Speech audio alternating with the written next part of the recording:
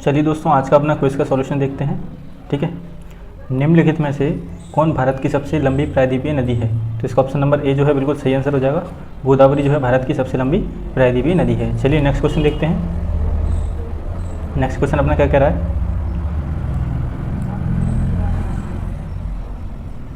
ज्वालामुखी विस्फोट में निम्नलिखित में से कौन सी गैस लगातार सर्वाधिक मात्रा में दिखाई देती है? तो जो है ऑप्शन नंबर सी, जलवाष्प जो है लगातार सर्वाधिक मात्रा में दिखाई पड़ती रहती है। ठीक है, नेक्स्ट क्वेश्चन देखते हैं। नीलगिरी पहाड़ियों के दक्षिण छोर पर स्थित दर्रे को क्या कहते हैं? तो इसका ऑप्शन नंबर बी बिल्कुल सही हो जाएगा। ठीक है, ऑप्शन नंबर बी बिल्कुल सही हो जाएगा। नेक्स्ट क्वेश्चन देखते हैं। अर्चना कामत निम्नलिखित में से किस खेल से जुड़ी हुई हैं? तो अर्चना कामत जी जो हैं टेबल टेनिस खेलती हैं, तो ये टेबल टेनिस से जुड़ी हुई हैं। ठीक है, नेक्स्ट क्वेश्चन देखते हैं। शुष्क वन अनुसंधान संस्थान कहाँ पर है? तो ये कहाँ पर है? जोधपुर में है। ठीक है दोस्तों, ऑप्शन नंबर 20 का करेक्ट आंसर हो जाएगा जोधपुर में। शुष्क वन अनुसंधान कहाँ पर है? जोधपुर में। नेक्स्ट क्वेश्चन देख लेते हैं। क्वेश्चन नंबर 6 क्या कह रहा है? एक निश्चित कोड में स्टेट को ये लिखा जाता है। ठीक है, स्टेट को ये लिखा जाता है, तो उसी भाषा में ट्यूसडे को किस प्रकार लिखा जाएगा? तो देखो क्या है दोस्तों, यहाँ क्या कर रहे हैं, ये एस और टी आपस में एक्सचेंज कर रहे हैं। जैसे ये लिख दिया, यहाँ पर टी लिख दिया, फिर एस लिख दिया, इस तरीके से आर एक्सचेंज किए हैं, ए आर लिख दिया, इस तरीके से जी आई, इसी तरीके से मतलब सारे जो फॉरवर्ड है बिल्कुल एक्सचेंज करते जा रहे हैं। इसी तरीके से हम यहाँ देखेंगे, यहाँ क्या हो जाएगा, हम टी को एक्स से एक्सचेंज करेंगे, तो स्टार्ट किस हो रहा है हमारा? एच से एस टी आ रहा है। ठीक है, और एंड किस पे हो रहा है? ए वाई, तो हमारा क्या है? वाई और ए हो जाएगा। तो हमारा लास्ट में ए आ रहा है और स्टार्ट एस से हो रहा है। देखते हैं ऑप्शन नंबर कोई ऐसा है, ये आ रहा है ए और ये आ रहा है ए, और एस से स्टार्ट कहाँ पर है? इसमें यू से स्टार्ट है, इसमें एस से स्टार्ट। तो दोस्तों बिना कोई मेहनत किए ऑप्शन नंबर ए लगा देंगे, जो कि सही आंसर हो जाएगा। नेक्स्ट क्वेश्चन देखते हैं। 7 क्या बोल रहा है? ए बी सी ने अपनी पूंजी इतने के अनुपात में एक साथ व्यवसाय प्रारंभ करना शुरू किया। ठीक है, तो मान लिया ये है ए और ये है बी और ये है सी, ये 3 लोग थे, इन्होंने व्यवसाय शुरू किया। अब क्या कह रहा है? प्रत्येक तिमाही के अंत में ए अपनी पूंजी को आधा करता है। मतलब क्या है, 3 महीने तक इसकी पूंजी कितनी लगी हुई है? 4 लगी हुई है। ठीक है, लेकिन अगली तिमाही में इसने क्या कर दिया? आधा कर दिया। मतलब तिमाही में क्या कर दिया? पहले इसकी पूंजी थी 4, ठीक है, अब इसने कर दी 2। हाँ, फिर क्या कर रहा है? फिर इसने आधा कर दी 1, फिर इसने आधा कर दी तो 0.5। ठीक है, अब ये कह रहा है बी ने अपनी पूंजी को दुगना करता गया। तो बी की पूंजी कितनी थी पहले? बी की पूंजी थी 2, अब ये दुगना करेगा। तो पहले यहाँ थी 2, तो अब किसने कर दी? इसने कर दी 4, फिर दुगनी करेगा ये 8, फिर दुगनी करेगा 16। ऐसा हम 4 बार क्यों कर रहे हैं? क्योंकि हमें यहाँ दिया हुआ है वर्ष, एक वर्ष में, और एक वर्ष में कितनी तिमाही होती हैं? एक वर्ष में 4 तिमाही होती हैं। इसी तरीके से सी की पूंजी क्या है? सी की पूंजी है 9, लेकिन इसने क्या है, पूरी सी अपनी पूंजी को अपरिवर्तित रखता है। तो मतलब सी ने अपनी पूंजी में कोई परिवर्तन नहीं किया, इसने पूरे 1 साल के लिए इस तरीके से पूंजी लगा के रखी। तो ठीक है, देख लेते हैं, 1 साल के लिए कर लेते हैं। इसका 1 साल के लिए 12 हो गया। अब ये तिमाही थी, सब में 3 में गुणा होगा, तो इसके लिए क्या करते हैं, हम सबको प्लस कर लेते हैं और लास्ट में जो है 3 का मल्टीप्लाई कर देता हूँ मैं। ये मैंने 3 का मल्टीप्लाई कर दिया। इसी तरीके से इसको भी देख लेते हैं, प्लस प्लस प्लस और इसमें 3 का मल्टीप्लाई, तो ये रेशियो में हो जाएगा। ठीक है, तो अब यहाँ से रेशियो क्या आएगा? ये जोड़ के कितना आ जाएगा? 22.5, और ये आ जाएगा अपना 30, 90, और ये आ जाएगा अपना 108। ठीक है, तो यहाँ से रेशियो कितना बनेगा?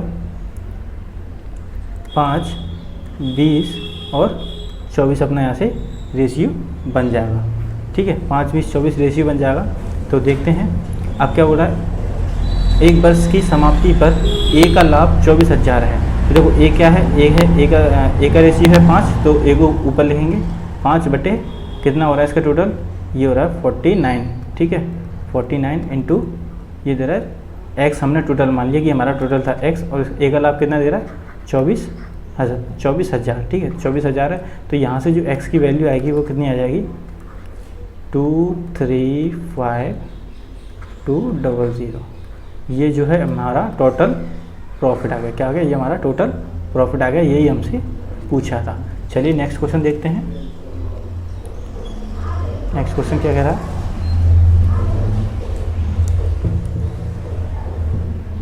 तीन व्यक्ति क्रमशः इतने के अनुपात में अपने लाभ का बंटवारा करते हैं।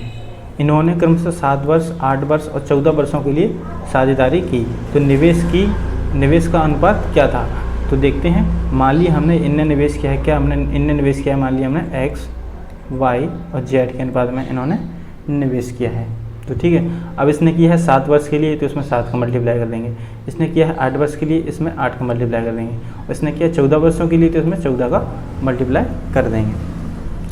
ठीक है, तो अब ये इनका कितना आया, अब इनका रेशियो क्या बन गया, 8, 7 और 5 बन गया। तो ठीक है, सबको बराबर कर लेते हैं और बटे में लेके सबको बराबर कर लेते हैं, बराबर के मान लेंगे यहाँ से। तो हमें यहाँ से जो एक्स वाई जेड की वैल्यू निकालनी होगी, तो यहाँ से हमारे एक्स वाई जेड की जो वैल्यू निकलेंगी, तो एक्स से कितना आ जाएगा 8/7 के, ठीक है, और वाई का कितना आ जाएगा, वाई का आ जाएगा 7/8 और जेड का कितना आ जाएगा, जेड का आ जाएगा 5/14। और यहाँ से जब हम इनको सॉल्व करेंगे तो हमें इनके रेशियो में, तो क्या है, इन तीनों का एलसीएम लेंगे, 14, 8 और 7 का। तो यहाँ से जब इनका एलसीएम आ जाएगा 56, तो हम 56 के सब में मल्टीप्लाई करेंगे, तो हमारा ऑप्शन नंबर ए जो है बिल्कुल सही हो जाएगा।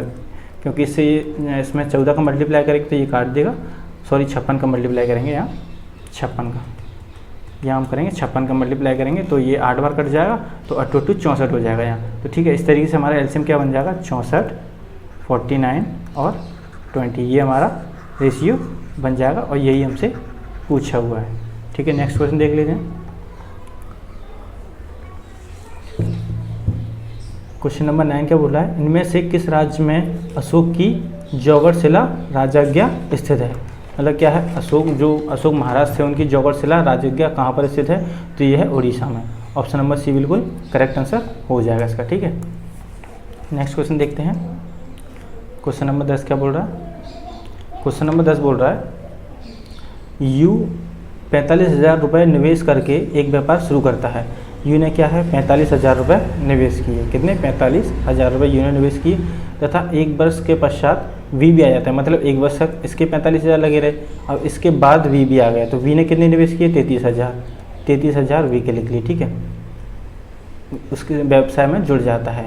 व्यापार के प्रारंभ होने के 2 वर्ष के पश्चात, मतलब क्या है, अब इसके 2 वर्ष, जब से यू ने शुरू किया उससे 2 वर्ष के पश्चात, मतलब क्या है, अब इसका 1 साल के लिए और लगेगा, तो पहले साल के लिए 45, दूसरे साल के लिए भी इसका 45 हो जाएगा। ठीक है, लेकिन इसका कितना रहेगा, इसका एक ही रहेगा, क्योंकि ये अगले साल आया है, तो इसका कितना हो गया, इसका हो गया 90,000, ठीक है, और इसका हो गया 33,000। ठीक है, यहाँ से हम इसे रेशियो में कर लेंगे, 3 0 से 3 0 चले गए, और ये बचेगा 30/11। ठीक है, 3 से काटने के बाद 30/11 जो है इसका बचेगा। अब क्या कर रहा है, लाभ 2 वर्ष के बच्चा उन्हें 16,400 का लाभ प्राप्त हुआ, तो उसमें यू का लाभ कितना होगा, तो हम यू का लाभ निकालने क्या करेंगे, ऊपर लिखेंगे 30 यू का रेशियो, नीचे आ जाएगा 41 × 16,400, और यहाँ से जो वैल्यू निकलेगी वो कितनी आ जाएगी, ये 4 बार कट जाएगा। ठीक है, तो यहाँ से 12,000 रुपये जो है इसका आंसर हो जाएगा। ठीक है, नेक्स्ट क्वेश्चन देख लेते हैं दोस्तों। क्वेश्चन नंबर 11 है, एक निश्चित कूट भाषा में सर्वेंट को ये लिखा जाता है, तो उसी कूट भाषा में मैग्नीफाई को क्या लिखा जाएगा। दोस्तों जैसा कि हम जानते हैं एस पर क्या आता है, एस 19 नंबर पर आता है, लेकिन ई के लिए यह क्या डिसाइड किया उन्होंने, 2 डिसाइड किया है। तो ये कैसा है दोस्तों, मैं आपको बता देता हूँ क्या है, ए ई आई ओ और ये यू। तो इन्हें हम कैसे डिसाइड करते हैं, इसकी जगह 1 लिखते हैं, इसकी जगह 2 लिखते हैं, इसकी जगह 3 लिखते हैं, इसकी जगह 4 लिखते हैं और इसकी जगह 5 लिखते हैं। क्योंकि ये वोवेल हैं इसीलिए हमें इन्हें अलग से नाम देते हैं। वैसे जो इनकी वैल्यू होती है अल्फ़ाबेट में वो हम उसी की तरीके से लिखते हैं, क्योंकि लेकिन यहाँ उन्होंने ई को 2 दर्शाया है, इसलिए हम आपको ये बता रहे हैं। ठीक है, ये हो जाएगा, ई की जगह 2 यहाँ से लिया है। ठीक है, ई की जगह 2 ले लिया, और आर क्या होता है, आर 18 होता है, तो आर की जगह 18 लिया हुआ। इसी तरीके से आगे के भी लिए हुए हैं।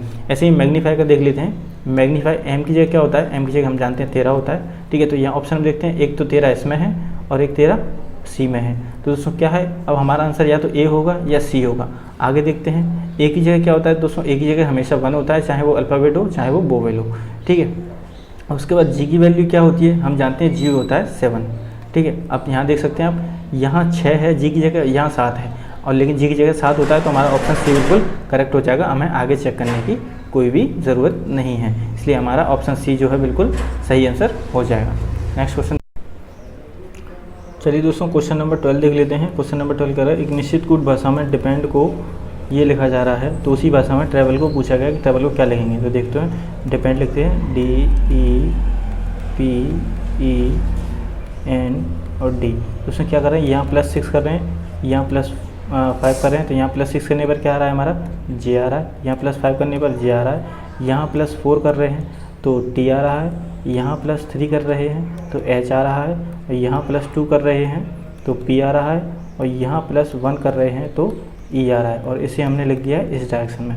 इसी तरीके से हम ट्रैवल का देख लेते हैं। ट्रैवल का कैसे है, T R A V E और L, ठीक है। तो यहाँ +6 करेंगे तो क्या आएगा हमारा Z आएगा, और यहाँ +5 करेंगे तो हमारा क्या आएगा W आएगा, यहाँ +4 करेंगे तो हमारा E आएगा, ठीक है, और यहाँ +3 करेंगे तो हमारा Y आएगा, ठीक है, और यहाँ +2 करेंगे तो हमारा G आएगा, और यहाँ +1 करेंगे तो हमारा M आ जाएगा। इसे क्या है इस डायरेक्शन में लिख देंगे।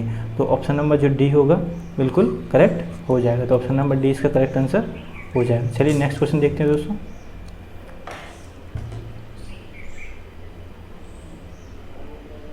नेक्स्ट क्वेश्चन क्या बोल रहा है, क्वेश्चन नंबर 13, निम्न विकल्पों में से संबंधित शब्द को चुनिए। तो ये कैसे दिया हुआ है, 45, 65 और 64 के बाद हमें बताना है यहाँ क्या आएगा, ठीक है। तो दोस्तों क्या दिया हुआ, ये 45 जो है, 45 प्लस करके 4 × 5 इक्वल टू कितना आ रहा है 65, 5 चौक 20, 45 प्लस 20 कितना होता है 65। तो इसी तरीके से ये देखेंगे 64 कैसे लिखा है, 64 प्लस 6 × 4 बराबर कितना आ जाएगा 88। तो ये हमारा सही आंसर हो जाएगा। 88 कहाँ है, ऑप्शन नंबर ए बिल्कुल करेक्ट आंसर हो जाएगा।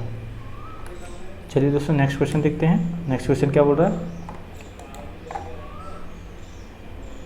क्वेश्चन नंबर 14 जो है, क्या है क्वेश्चन नंबर 14, एक अनुक्रम दिया गया है जिसमें एक पद लुप्त है, तो हमें ये बताना है, ठीक है। A Z C X और F U दोस्तों क्या है, ये अपोजिट वर्ड हैं।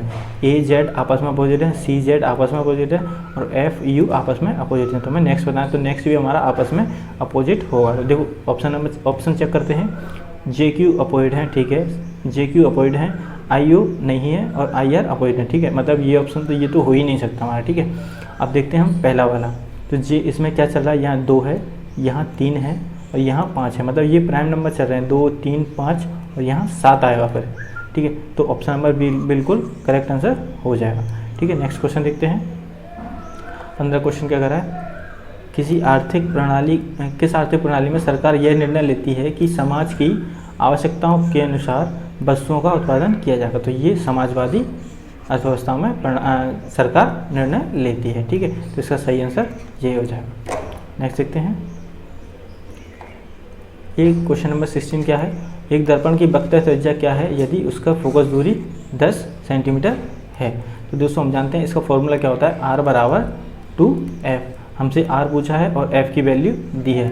फोकस दूरी क्या होती है, फोकस दूरी हमें दी है 10, तो यहाँ वैल्यू पुट कर देते हैं, ये हो गया 20, तो R की वैल्यू हमें क्या मिल गई 20 सेंटीमीटर। तो हमारा ऑप्शन ए बिल्कुल करेक्ट आंसर हो जाएगा। नेक्स्ट क्वेश्चन देखते हैं। क्वेश्चन नंबर 17 क्या कह रहा है, क्वेश्चन नंबर 17, ये दिए गए समीकरण को सही बनाने के लिए निम्न में से किन दो प्रतीकों को, यहाँ संख्या ये नहीं है, प्रतीकों को आपस में बदल दिया जाना चाहिए। तो दोस्तों क्या है, हम इसमें हमें ऑप्शन चेक करके ही देखने पड़ेंगे कि चारों में से कौन सा आएगा। देखते हैं दोस्तों, फर्स्ट ऑप्शन नंबर फर्स्ट देख लेते हैं। क्या है 8, और ये +5, और ये डिवाइड कीजिए, क्या लिखना है हमें इंटू। तो यहाँ हमने लगाया इंटू 10 -15, और ये इंटू की जगह क्या लिखेंगे, इंटू की जगह हम लिखेंगे डिवाइड। तो यहाँ हम लगाएंगे डिवाइड, तो कितने से 3 से डिवाइड लगाएंगे, किसे 3 से इसे डिवाइड कर देंगे, इसे हम 3 से डिवाइड कर देते हैं। तो बोड़ा मॉस के थ्रू क्या होगा, पहले हम इसमें डिवाइड देंगे, तो यहाँ आ जाएगा 5 माइनस, अब इसका मल्टीप्लाई करेंगे तो कितना आ जाएगा 50 + 8।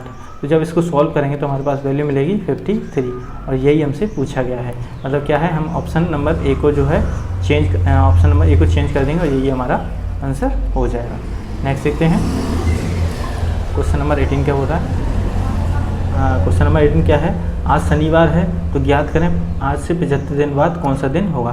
दोस्तों हम जानते हैं कि प्रत्येक दिन जो है अपने आप को 7 दिन बाद रिपीट करता है। कितने दिन बाद, 7 दिन बाद रिपीट करता है। तो ठीक है, तो हमसे पूछा गया कि 75 दिन बाद कौन सा दिन होगा। तो हम क्या करेंगे, 75 / 7 = शेषफल कितना बचेगा, 5 बचेगा। तो मतलब इस 5 का मतलब क्या है, हम इस 5 को शनिवार में जोड़ देंगे, मतलब शनिवार के अगले 5 जो दिन होंगे वही हम इसमें जोड़ देंगे। तो इसके बाद क्या होगा, जो हम नेक्स्ट जोड़ देंगे तो क्या आ जाएगा हमारा, गुरुवार आ जाएगा। क्या आ जाएगा, गुरुवार आ जाएगा। क्या आएगा, गुरुवार। लेकिन हमसे पूछा गया है नेक्स्ट वाला दिन, तो नेक्स्ट वाला दिन कौन सा होगा, फ्राइडे। तो ऑप्शन नंबर सी बिल्कुल करेक्ट आंसर हो जाएगा। ठीक है, नेक्स्ट क्वेश्चन देखते हैं। क्वेश्चन नंबर 19 क्या कह रहा है, क्वेश्चन नंबर 19 है प्रार्थना सभा की स्थापना किसके द्वारा की गई थी। तो प्रार्थना सभा की स्थापना जो है डॉक्टर आत्माराम पांडुरंग द्वारा की गई थी। तो हमारा ऑप्शन ए बिल्कुल करेक्ट आंसर हो जाएगा। नेक्स्ट क्वेश्चन देखते हैं, हमारा आज का लास्ट क्वेश्चन क्या है। क्वेश्चन नंबर 20 जो है, ग्रास नलिका के सामने क्या स्थित होता है। तो ग्रास नलिका के सामने जो है श्वासनली स्थित होती है। तो ऑप्शन नंबर बी बिल्कुल करेक्ट आंसर हो जाएगा। ठीक है दोस्तों, आप लोग अपनी कमेंट करके बताइए